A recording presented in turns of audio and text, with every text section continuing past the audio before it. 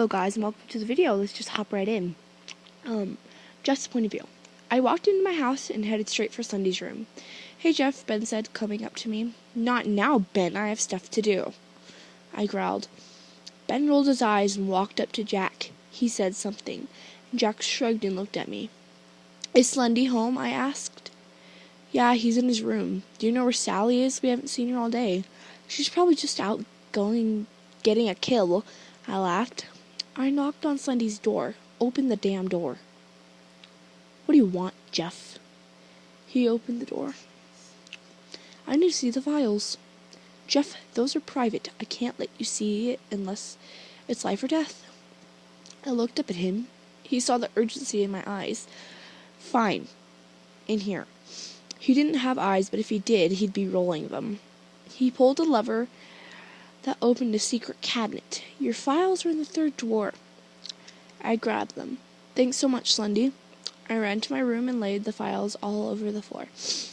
I searched through the pictures of all my victims. There it was.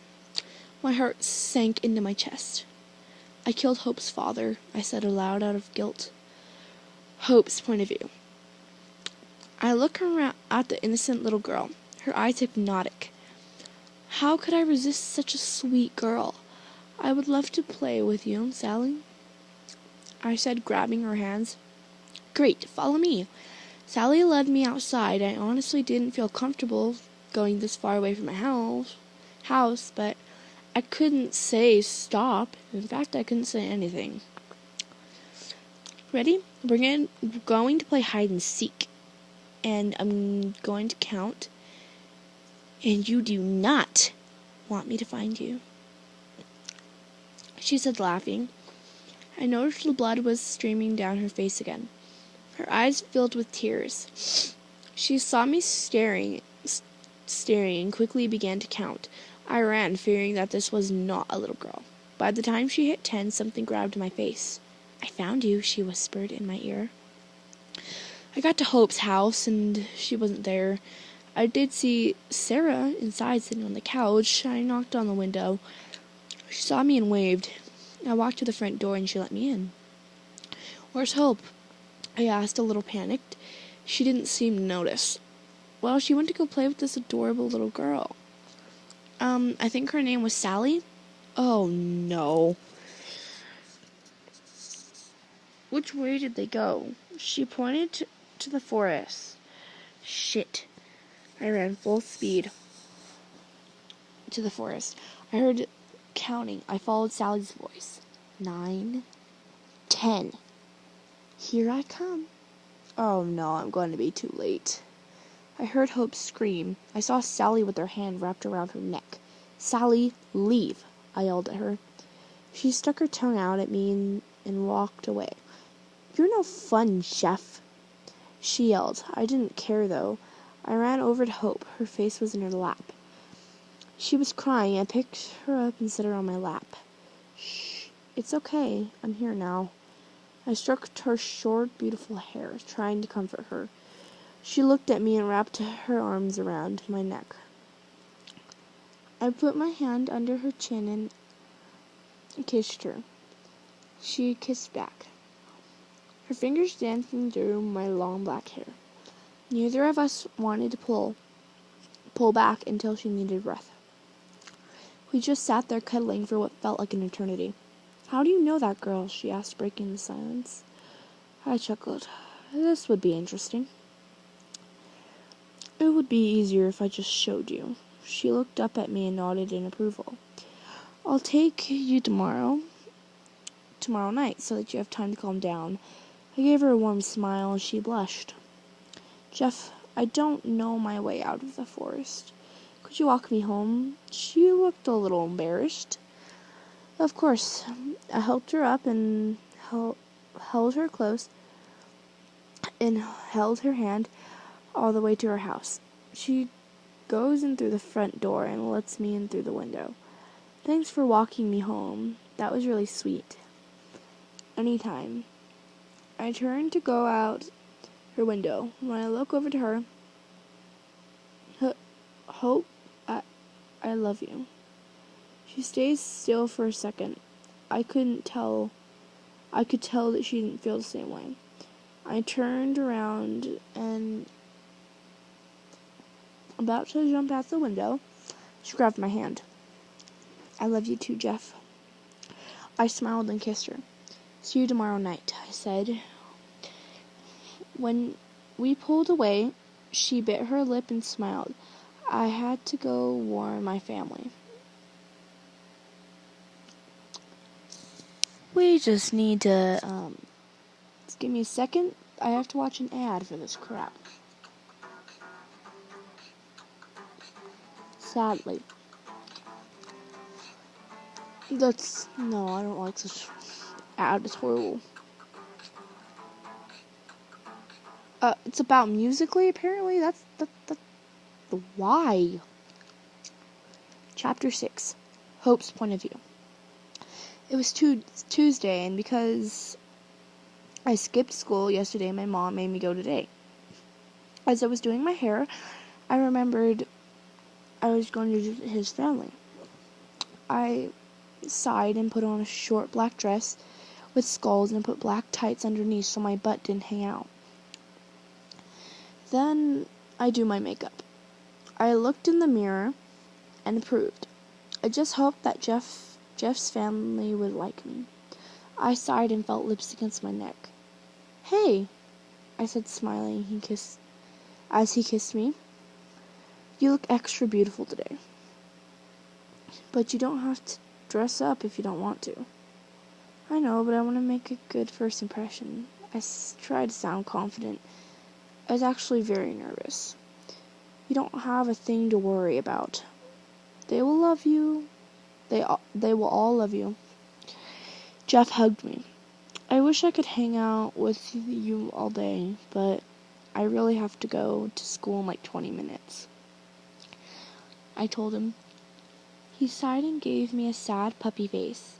I shoved him and told him to knock it off. Then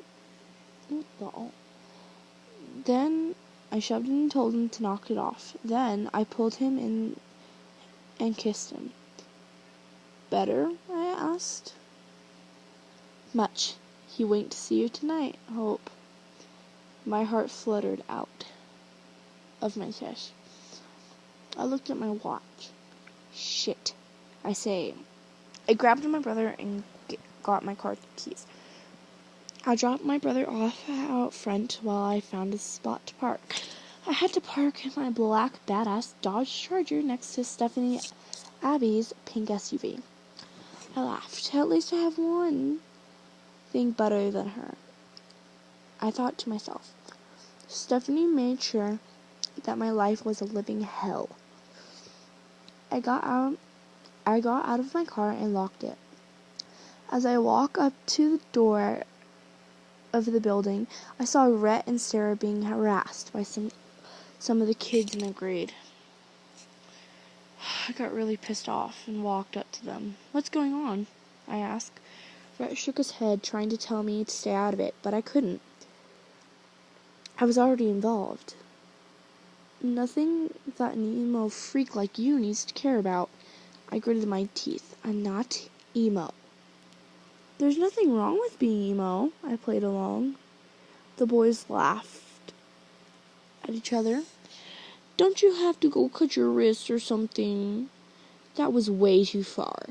I'll ask you once. And I'll ask you nicely. Leave them alone. The tallest one looked at me and said, well, what if I do this? He kissed Sarah. She tried pushing away, but he's too strong. Then out of nowhere, Rhett tackles the kid to the ground. Stay off my girl, you asshole, he screams as he beats the shit out of him. Sarah's sitting down, crying. I'm trying to comfort her when two very large boys put their hands over our mouths and they carried us to the empty warehouse.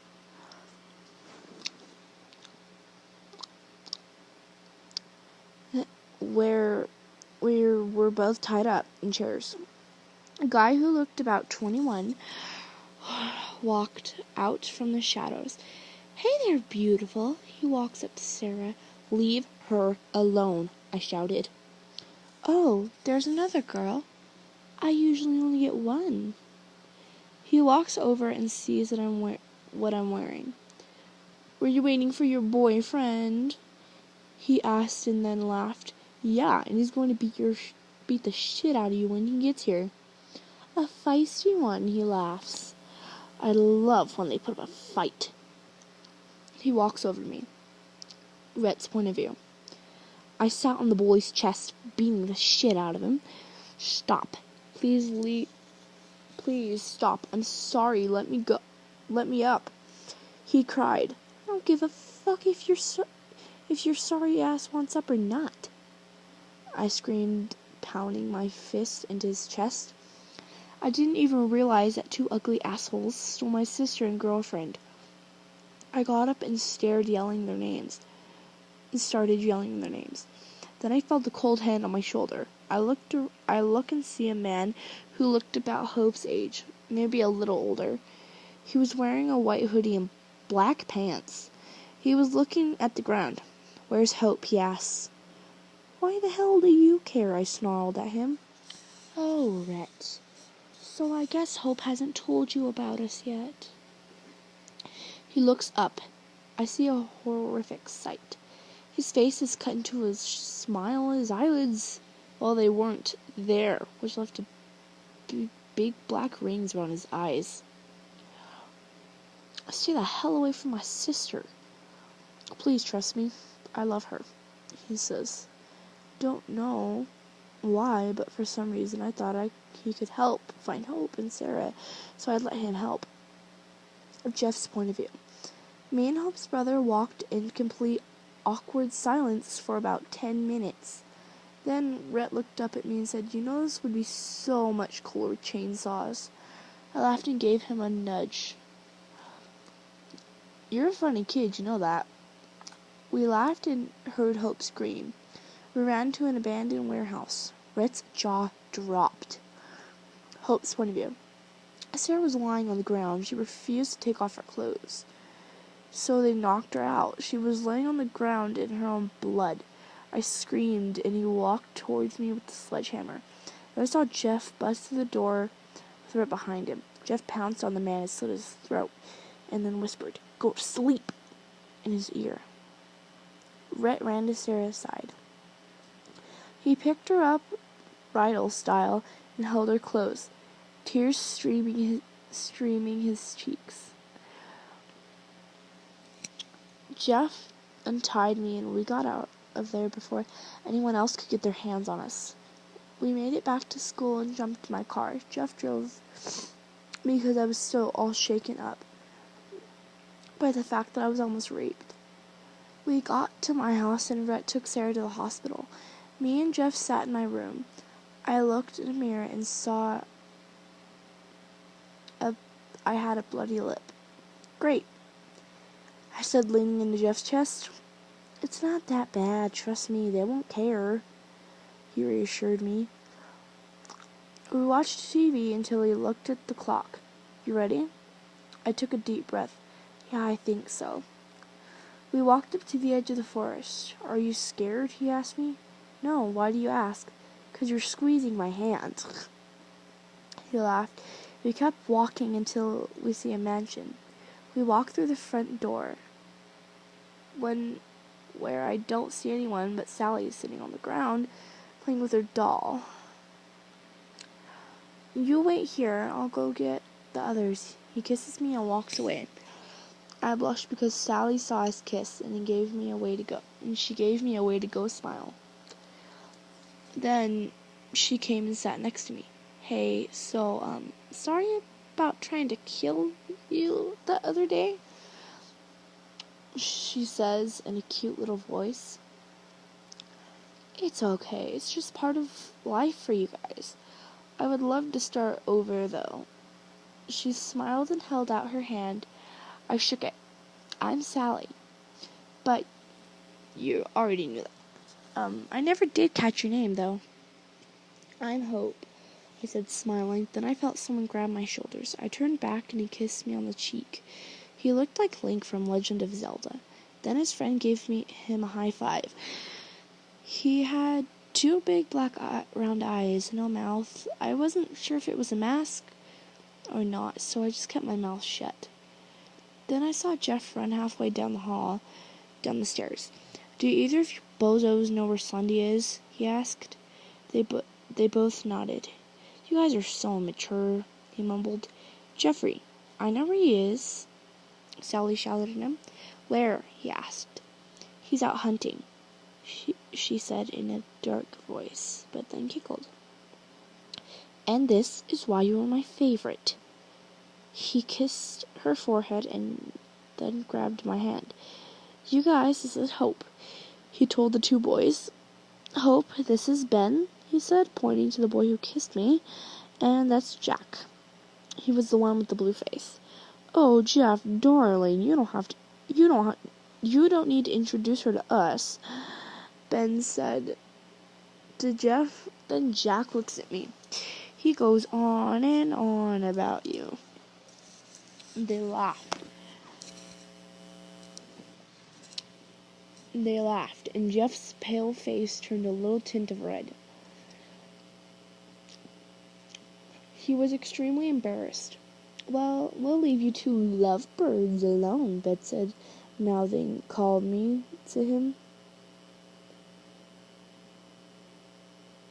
I flipped him off and he winked. So why do you all live here together? I asked. None of us have anywhere else to go. Plus, we all have the same hobby, he laughed. Then I saw something out of the corner of my eye and jumped a little. Oh, I almost forgot. This is the most important.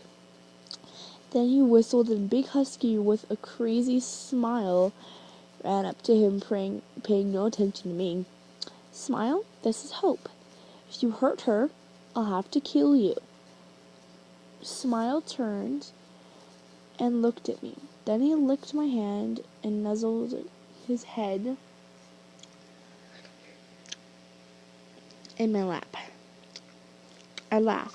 He's so cute, I tell Jeff. Yeah, I love him to death. Jeff strokes the Big Husky. Shit, it's getting dark fast, I say, looking out a window. You can stay here tonight. Text your mom and tell her you're with Sarah in the hospital. I looked up at him and smiled. Are you sure? I confirmed. Positive. He kissed me. I texted my mom. Done, I said. He smiled and leaned and kissed me. Then he led me up to his room. You can stay in here with me if you want. I nodded and we snuggled on the bed together. I fell asleep on Jeff's chest. Halfway through the night, I realized he got up, put his white hoodie on, and grabbed his knife. That's my Jeff the Killer, I said to myself as he walked out of the room. When I woke up, I was in an all-white room, laying on the floor. Jeff, I yelled. No reply. You won't be seeing him anytime soon, a woman says. Okay, the writer says this. Hey, sorry for this one being so long, but it's my brother's birthday and he wanted a big role, so I made an epic episode. I would really appreciate it if you left a comment saying, well, anything, and following me. Thank you so much, guys. I am following this person, and there are, I think, 3 seasons to this. When this ends, it'll make a lot more sense for the next one, but I think it's one. The next 2 have like the next one has Sky, and then the one after that says Bad Alphabet Soup.